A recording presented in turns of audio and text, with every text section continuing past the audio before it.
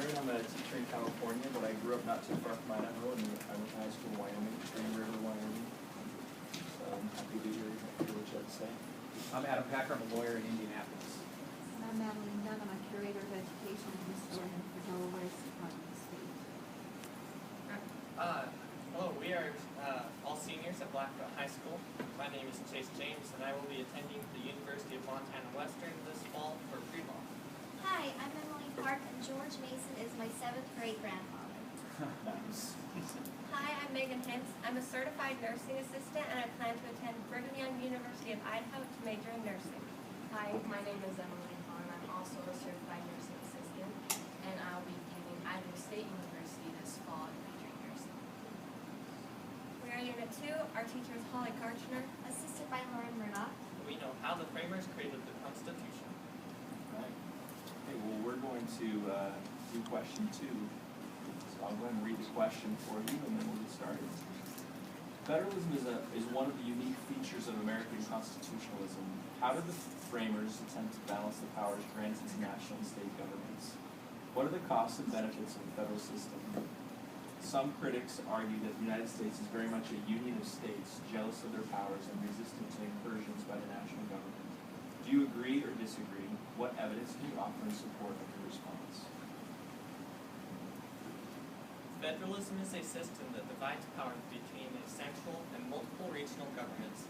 The framers sought to balance the need for a strong national government with protecting the local power of the states.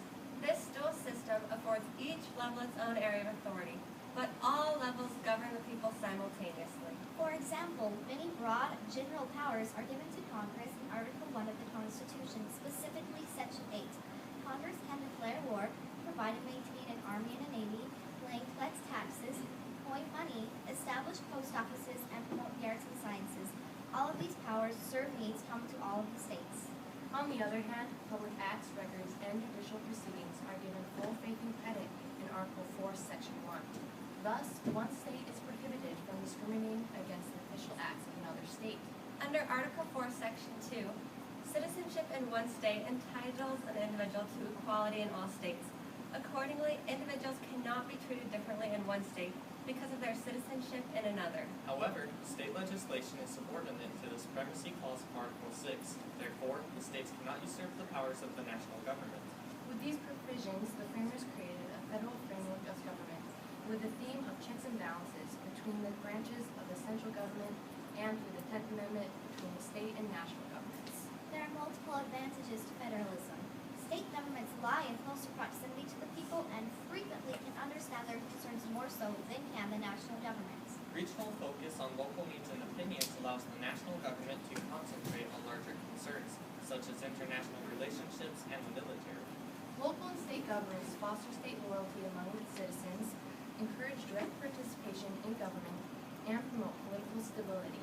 Federalism also allows states to become laboratories of democracy, meaning that states can implement social and economic experiments without risking the entire country.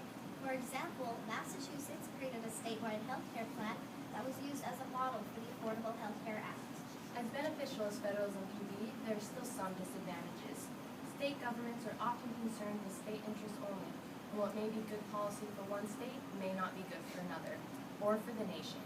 Further, federalism cannot fully function if citizens are ignorant. Renowned social commentator and political thinker Baron de Montesquieu once stated, The tyranny of a prince and an oligarchy is not as dangerous to the public welfare as the apathy of a citizenry democracy. Uneducated Americans often know little of the functions of their state and local governments, much less their national government.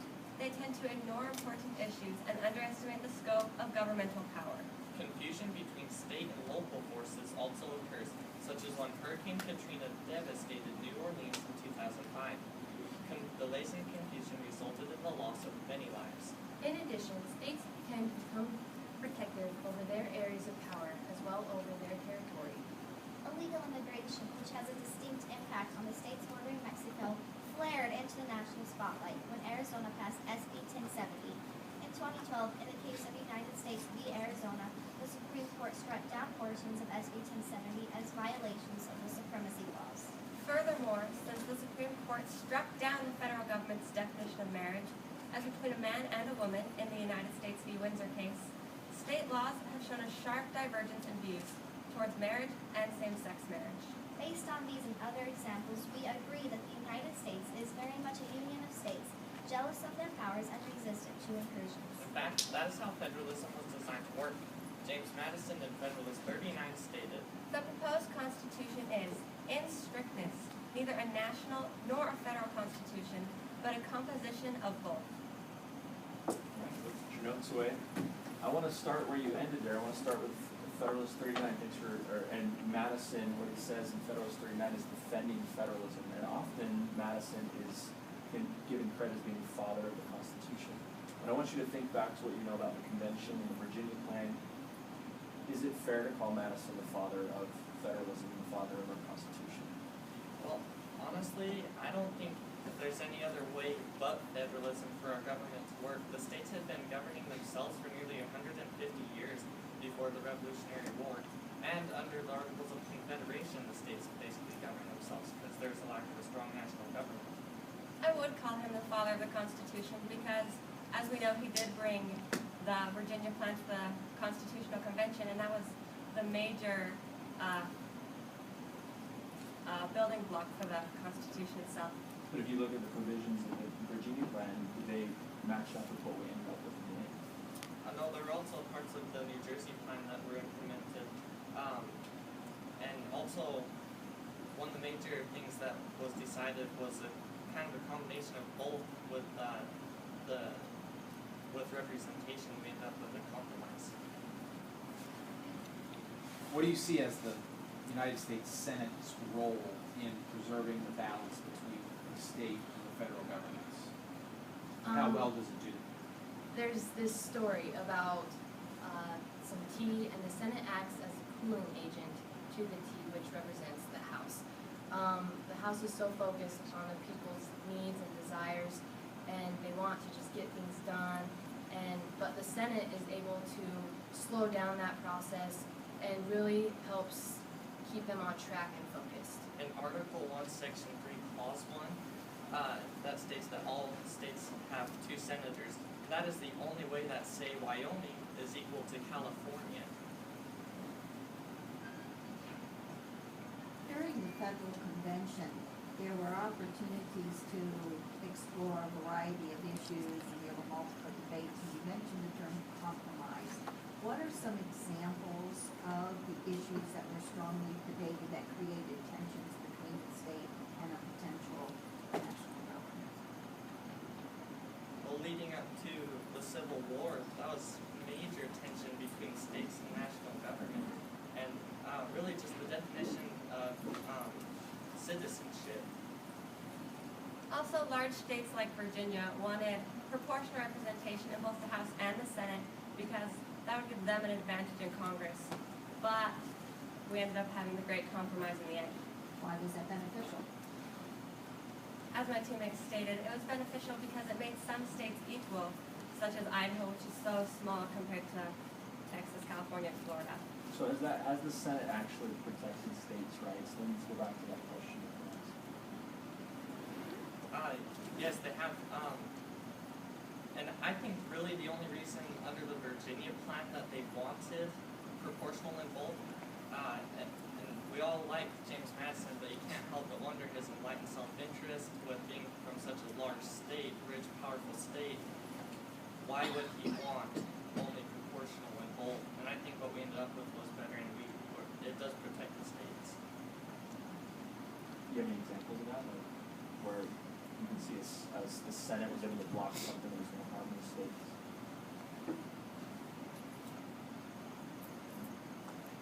Is there a point when the federal government has taken over so many functions, it has so much power over the states, that the states can no longer function as the laboratories of democracy, as you pointed out?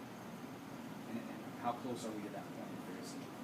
Well, like we said in our paper with SB 1070, when they came in and struck down portions of that as violations of the Supremacy Clause because Arizona was not following the laws which the federal government had proposed. Another example of that would be the Health Care Act. Since there's been a national thing passed for it, it has made it so that states can't become laboratories of democracy like Massachusetts did. And back to your comment about the Civil War earlier, what about slavery? How does that tie in? With federalism, slavery is a federalism issue because, well, it kind of relates back to commerce. Commerce affects everything, and the South sees slaves as their largest form of commerce, and North not so much. And because federalism doesn't have to be between national and state. There's many avenues of federalism. It can be state-to-state issues. It can be local-to-state issues. Slavery was also a problem because there is so much conflict at the convention with should we have slavery, should we not, and so that was one of the major problems that was brought up. Also, another level of federalism, which many people wouldn't think of, is Native Americans. The treaties that were made with the national government and the Native Americans. We have Native Americans in our town less than 10 miles down the road, and that caused a major issue because of the supremacy clause of Article 6. One thing that's kind of crazy to think about is that in our own Constitution, Native Americans are separate. In Article 1, Section 8, Clause 3, the Commerce Clause, Congress has the ability to regulate commerce with foreign nations, the states, and Indian tribes. So they're totally separate, another avenue of federalism. On the issue of federalism, would you have been a federalist or an anti-federalist?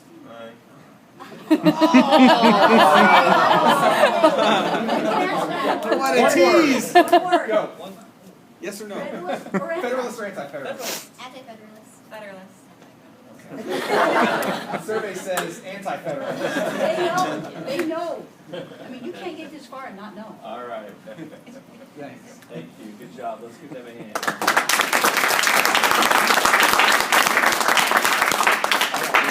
It's now our opportunity to give you some feedback as you continue your study of the Constitution and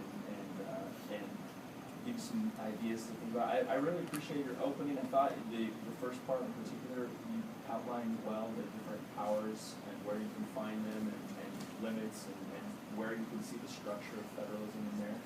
And I thought that you have some good examples of the states kind of pushing back on that. And I appreciate you leading me into my question with the federalism, or the federalist quote of Madison at the end there. On that issue, I think you understood well the representation issue, but I think you got to be careful when you give anybody full credit for something, right?